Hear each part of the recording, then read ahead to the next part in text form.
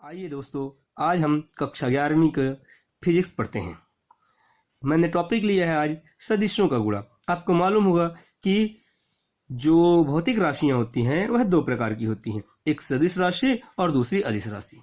ठीक है, जिनमें से मैं आज सदिश पढ़ाऊंगा और जिसमें सदिशों का क्या पढ़ाना है, गुणा पढ़ना है। अगर मैं आज सदिश का गुणा पढ़ाऊं तो जिसमें सदिशों का गुणा दो प्रकार से, पहला होता है सदिश गुणा जिसको अपन क्रॉस प्रोडक्ट कहते हैं, और दूसरी तरफ है अदिश गुणा जिसको अपन डॉट प्रोडक्ट कहते हैं। अब इनके बारे में जानेंगे, फिर इनसे संबंधित न्यूमेरिकल क्वेश्चन हल करेंगे।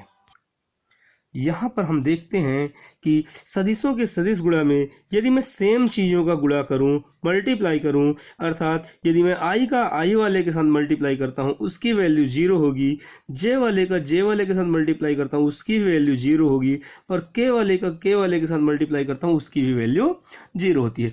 बाकी के जो बचते हैं, यदि हम आई का जे के साथ करें तो हमको के मिलेगा। आई का जे के साथ गुणा करने पर क्या मिलता है, के मिलता है। ठीक ऐसे यदि मैं अदिश गुणा की बात करूं तो अदिश गुणा में आई का आई वाले के साथ मल्टीप्लाई करने पर 1 मिलता है, जे का जे के साथ 1 और के का के साथ 1। अगर सेम चीजों का अपन डॉट प्रोडक्ट करते हैं, अदिश गुणा करते हैं, तो उसकी वैल्यू 1 होती है। जबकि अगर हम सेम का कंटेंट का मल्टीप्लाई करते हैं या क्रॉस प्रोडक्ट करते हैं तो उसकी वैल्यू हमें 0 मिलती है।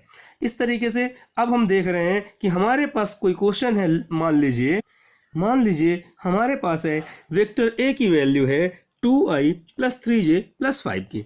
ये वेक्टर ए की वैल्यू है और वेक्टर वी की वैल्यू है 3i - 4j + 5 की। इसके लिए यदि मैं अदिश गुणा प्राप्त करूं, क्या प्राप्त करूं, अदिश गुणा।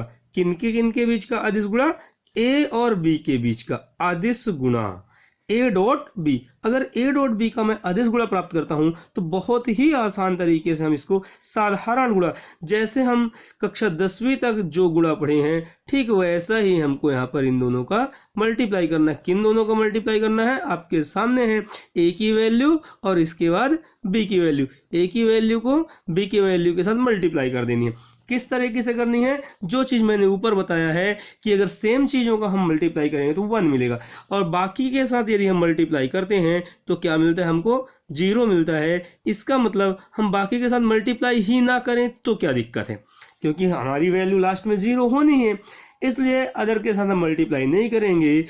हम केवल और केवल किसके साथ मल्टीप्लाई करेंगे, जो सेम है। आई वाले का मल्टीप्लाई आई वाले के साथ करेंगे, जे वाले का मल्टीप्लाई जे वाले के साथ करेंगे, और के वाले का मल्टीप्लाई के वाले के साथ करते हैं। आइए देखते हैं कैसे। अगर मैं इस 2 का मल्टीप्लाई 3 के साथ करूं तो 3 2 जा 6। अब 3 2 जा 6 हो गया, आई का मल्टीप्लाई आई के साथ होगा, उसकी वैल्यू हो जाएगी 1, इसलिए मैंने नहीं किया। अब प्लस और माइनस मिलाकर हो गया माइनस, फिर इस 3 का मल्टीप्लाई 4 के साथ करेंगे तो 4 3 जा 12, फिर प्लस दोनों में है, अब इसको प्लस करेंगे 5 5 जा 25। अब हम इन दोनों प्लस वालों को इकट्ठा कर लेंगे तो 25 और 6 हो गया 31। इसमें से हमें 12 को माइनस करना है तो हमको कितना मिलेगा, 19। इस प्रकार से जो a डॉट बी की वैल्यू है, अर्थात vector a dot vector b की वैल्यू है, हमको कितना मिलता है, 19 मिलता है। ऐसा ही हम एग्जाम्पल के लिए एक और प्रश्न देखते हैं। a = 7i - 2j - 3k और vector b = 3i + 4j - 9k। अगर इन दोनों का मल्टीप्लाई करना है, कौन सा मल्टीप्लाई, डॉट वाला मल्टीप्लाई। अगर मैं डॉट करता हूं मीन्स ए डॉट बी, इसका मतलब अदिश गुणा, सदिशों का अदिश गुणा। अगर मैं ऐसा काम करता हूं तो हम सबकी वैल्यू लिख लेंगे और डायरेक्ट केवल किनका गुणा करेंगे, किनकी मल्टीप्लाई करेंगे, जो कि सेम कंटेंट है। मीन्स आई वाले का आई वाले के साथ, जे वाले का जे वाले के साथ, और के वाले का के वाले के साथ। देखिए 7 3 जा 21 और 2 4 जा 8 और 3 9 जा 27। अब यहां पर माइनस है, प्लस माइनस माइनस और माइनस माइनस प्लस। अब इन दोनों तीनों को माइनस या प्लस कर लेते हैं। इसके लिए देखते हैं कि हम 27 में 21 को प्लस करेंगे तो हमको मिलता है 48, और माइनस यहाँ पर है 8। इन दोनों को मिलाने से हमारे पास आ जाता है 40। तो हमारे पास a डॉट बी मीन्स दो सदिशों का अदिश गुणा जो आता है वह कितना मिल गया, हमें 40 मिल गया। देखिए अभी तक हमने क्या किया, A dot B find out किया, इसका मतलब ए और बी का अदिश गुणा प्राप्त किया हूं मैं। अब यदि मेरे को ए और बी का सदिश गुणा करना है उसके लिए मुझे क्या करना पड़ेगा, आइए देखते हैं। इसके लिए ए क्रॉस बी निकालना पड़ेगा।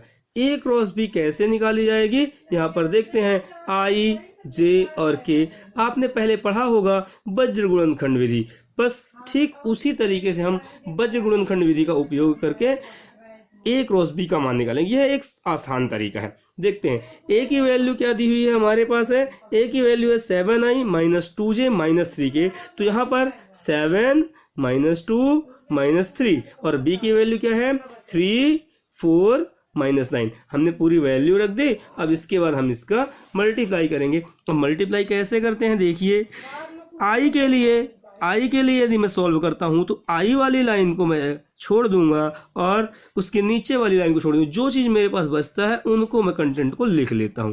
देखिए -2 4 -3 और -9। इसी प्रकार माइनस का जे आता है यहाँ पर वज्र गुणनखंड के सूत्र के अनुसार। फिर यहाँ पर जो बचा मेरे पास 7 3 -3 और -9। इसके बाद प्लस के, और के बाद जो बच जाता है उसके नीचे ये चारों चीजें बचती हैं 7 3 -2 और 4। अब इनका हमें मल्टीप्लाई करनी है। इनका हमें क्या करना है, मल्टीप्लाई करना है। देखते हैं कैसे। देखिए यहाँ पर पहले 2 का 9 के साथ मल्टीप्लाई करेंगे, 9 2 जा 18, माइनस माइनस हो गया प्लस, फॉर्मूले में होता है माइनस, 4 3 जा 12 और ये वाला माइनस हो गया मिलाकर प्लस। माइनस जे के साथ करेंगे तो 9 7 63 माइनस का 63 और माइनस माइनस प्लस हो जाएगा 3 3 जा 9। फिर इसके बाद के लिए 7 चौके 28 और 3 दूना 6। अब इसको हम हल करेंगे तो यहाँ पर देखते हैं 12 और 18 30, ये हो गया 30i। फिर माइनस यदि हम 63 में से यदि हम 9 को माइनस कर देते हैं तो हमको कितना मिलेगा हमें, यदि 63 में से 9 को माइनस करते हैं तो माइनस का 54 मिलेगा, जो कि इस माइनस के साथ मिलाकर प्लस बन जाता है। इसके बाद हम आगे की ओर देखते हैं 28 और 6 34 के। अगर हम चाहें तो इसे 2 से डिवाइड कर दें, वह आंसर भी हमारा सही होगा। और यदि हम डिवाइड नहीं कर रहे हैं तो ए क्रॉस बी का मान आपके सामने है। इसको हम बोलते हैं सदिश गुणा। तो आज हमने सदिश गुणा भी सीखा और अदिश गुणा भी। आइए हम एक और प्रश्न देखते हैं जिसमें ए क्रॉस बी निकालना है। यहाँ पर प्रश्न हमें दिया हुआ है, ए की वैल्यू है 2i plus 3j minus 5k और b की वैल्यू है i minus 2j plus 3k। अगर हमें इन दोनों का क्रॉस मल्टीप्लीकेशन मीन्स सदिश गुणा चाहिए, a और b भी सदिश है, इनका सदिश गुणा ही चाहिए अर्थात a क्रॉस b चाहिए, तो हम ऐसे कुछ बनाएंगे i j k।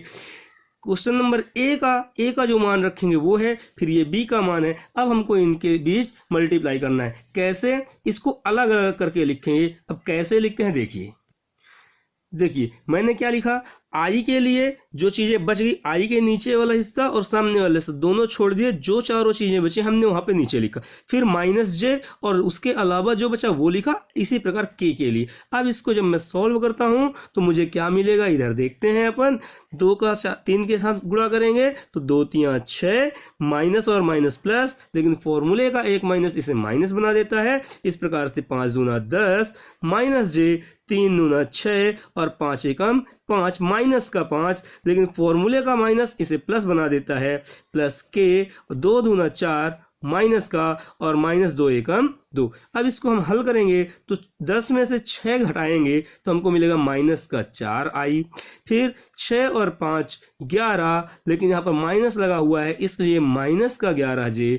4 और 2 6 माइनस के 6 के। इस प्रकार ये जो वैल्यू मिलती है मेरे को वह किसकी वैल्यू है, ए क्रॉस बी की वैल्यू है, अर्थात ए और बी का सदिश गुणा प्राप्त हो गया। अब मान लीजिए मेरे को मॉड निकालना है, जिसको हम परिमाण कहते हैं, जिसको हम क्या कहते हैं, परिमाण कहते हैं या मैग्नीट्यूड कहते हैं। तो इसके लिए हम ए क्रॉस बी का मॉड लगाएंगे और जो वैल्यू हमें मिली है उसी में से जो डिजिट्स दिए हुए, जो अंक दिए हुए हैं, चाहे वो प्लस में हो या माइनस में हो, उन अंकों का स्क्वायर करके स्क्वायर रूट निकालेंगे। जैसे यहाँ पर जो a क्रॉस b की वैल्यू है -4i -11j -6k, इसका वैल्यू निकालते हैं तो यहाँ पर हो जाएगा -4 का स्क्वायर प्लस करेंगे -11 का स्क्वायर फिर प्लस करेंगे -6 का स्क्वायर। अब इस पूरे का स्क्वायर करेंगे, स्क्वायर करने के बाद जो आएगा उससे जोड़ेंगे और जोड़ने के बाद वर्गमूल निकाल लेंगे अगर निकलता होगा तो, अन्यथा वही हमारा आंसर होगा। देखिए कैसे, देखिए मैंने a क्रॉस b मॉड में निकाला, रूट किया -4 square plus -11 square plus -6 square, इनका स्क्वायर करने पर 16, 121 और 36 मिला। इन तीनों को मैं जोड़ दिया तो मुझे मिला रूट का 173, जो कि मान है mod of a cross b। इसका कोई भी वर्गमूल नहीं निकाल सकता मैं, इसलिए यह mod of a cross b अर्थात a क्रॉस b का परिमाण कहलाता है। इसी को हम परिमाण कहते हैं।